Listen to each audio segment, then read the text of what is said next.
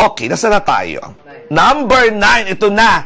Naloka na. As in, below the belt. Sumama na loob na imbierna na ang teen queen na si Catherine Bernardo dahil nga sa kumalat. Nag-viral itong mga death picture na nasa ataol pa daw yung picture ni si Daniel Padilla. Napaka-offensive naman nun. Siguro photoshop, no? Ay, grabe naman. Kaya nako, ito po ang reaksyon ng teen queen, Catherine Bernardo. Siyempre, hindi nakakatuwa kasi parang below the belt na yun.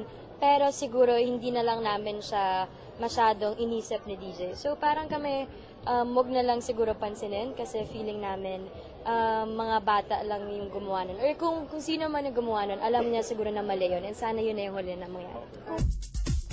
Oo, ano naman, alatang playtime lang. Kaya lang nga yan, ang pangit naman ng concept na hinigana sa ataw. Minsan itong mga fans, wala din magawa sa buhay. Mapanaginipan nyo yan, sana, bahala kayo. Di ba yung mapanaginipan mo, sarili mo yung gano'n? Yung parang sa feng shui, pagkita mo, ikaw yung nakahiga. Sige, bahala kayo. Naku.